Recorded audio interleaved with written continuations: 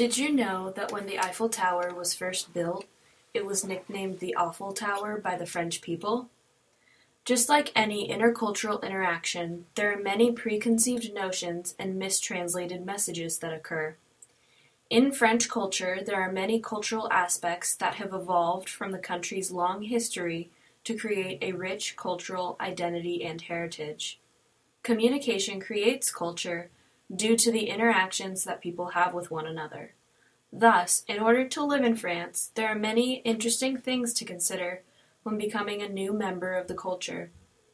Some important themes of French culture include collectivism, indulgence, and high power difference.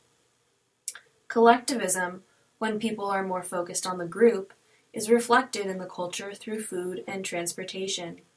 Indulgence is a part of the daily life of French culture and is reflected in housing options and the makeup of French food culture. Lastly, it is observed that there is a high power difference in French culture, specifically between students and teachers within the French education system. In order to be successful in French culture, it is important to be aware of the main differences between French and American culture, such that French culture focuses on collectivism, indulgence, and high power difference. The collectivist nature of French culture is the main characteristic of the cafe lifestyle and transportation. The main point of collectivist culture is working towards the same goal. With transportation, they have the metro and bikes. In the city, you are able to pay for a communal bike and use it for what you need, and then return it to a bike station anywhere throughout the city. The metro is in place for the French to travel without the need for individual cars. The bikes are in place because of the societal need to preserve and protect the environment. Imagine walking down a cobblestone road in the Premier arrondissement, passing through a line of people going towards the top of Notre Dame, drawn across the street by the enticing smell of a croque monsieur.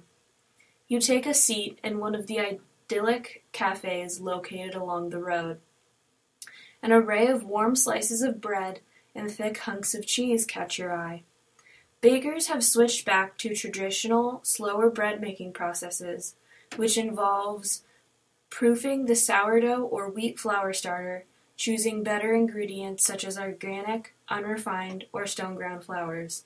These old-fashioned methods require more labor and skill than the modern-day mass production of bread that is usually done. People come together to make the bread, spending time and working with one another collectively.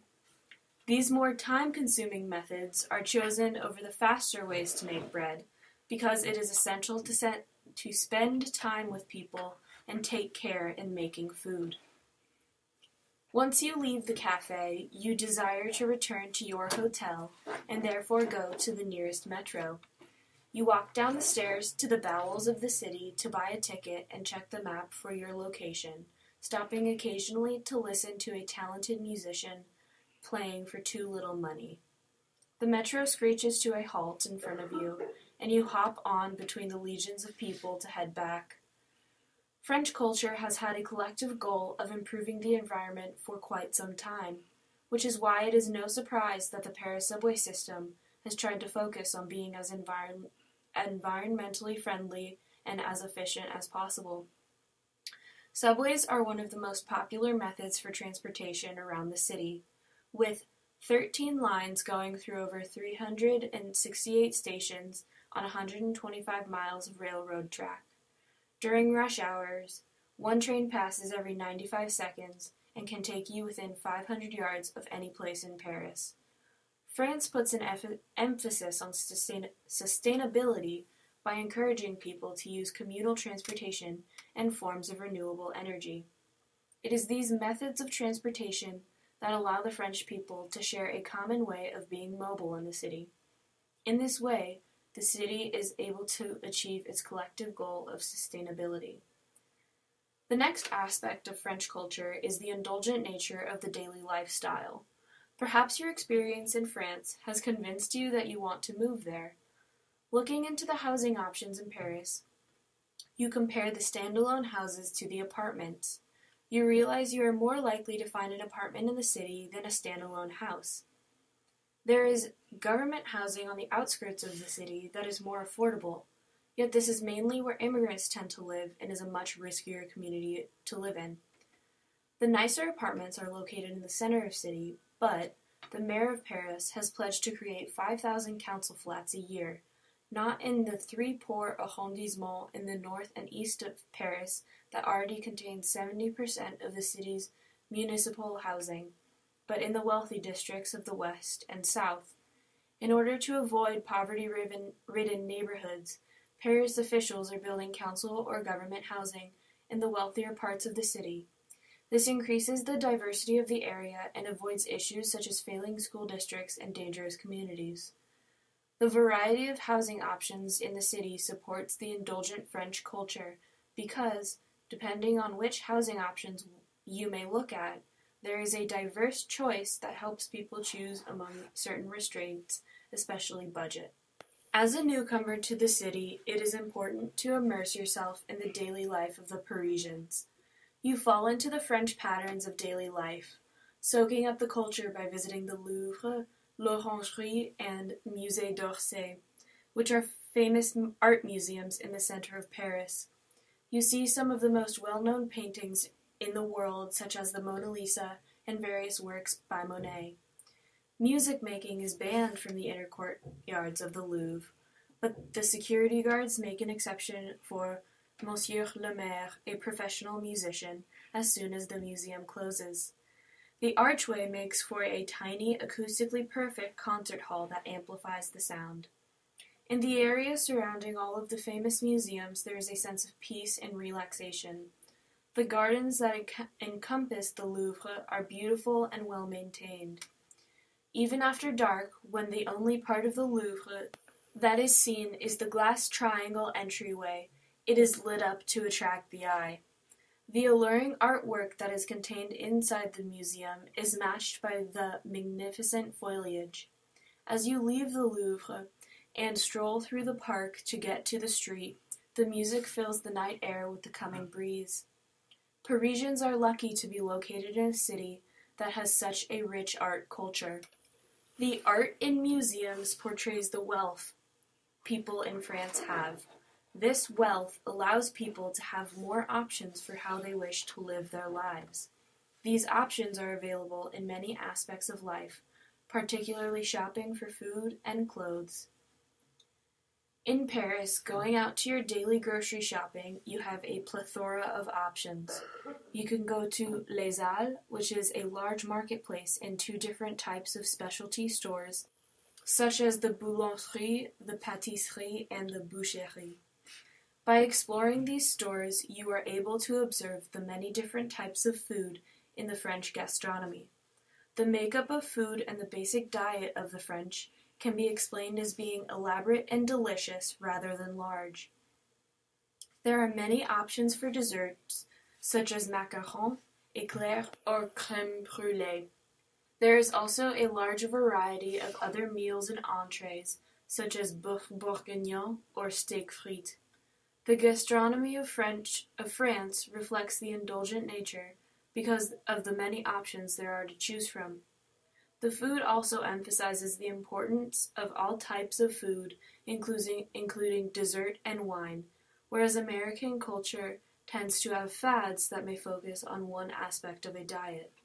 Continuing with our adventure in France, after returning your groceries to your new home, you decide to visit Les Champs-Élysées to explore the consumer nature of the French people. Understanding and being part of the fashion culture in Paris is essential to indulgence in the surrounding world. Therefore, blending in by having a more Parisian wardrobe will help you strengthen your ties to France. Indulgence is one of the defining features of being a French person. Being a part of the fashion culture is somewhat of a status symbol in France. It presents to others that you have the option to have extensive clothes and spoil yourself. Thus, indulgence is a part of the nature of the French people and also presents status to others. Status is an important part of the French culture because of the high power distance nature of the French people. Now that you have settled in France, you start looking at job opportunities in French school systems. You are able to get a job at a prestigious international school in Paris called L'Ermitage. Upon arrival at the school, you notice how formally the students treat you in class. Between the United States and France, there are many differences in education. One of the most significant differences in education are the student-teacher relationships. In the U.S., the culture is more focused on egalitarianism, and this translates to these relationships to be one of equality and respect. In France, student-teacher relationships represent the high power difference present in French culture. Teachers use a different form of communication with students that focuses on giving commands to students rather than a polite form of communication. During her homestay in France, Kelsey Johnson experienced this form of communication between students and teachers. When her host sister and a friend were preparing for a presentation, they met with the teacher to make sure their presentation would work. Johnson observed how the teacher would talk to the students in such ways as, "Turn on the computer and bring that to me."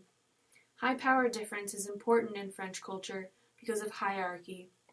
It is vital to respect the achievements of individuals and present to people of higher status the utmost respect.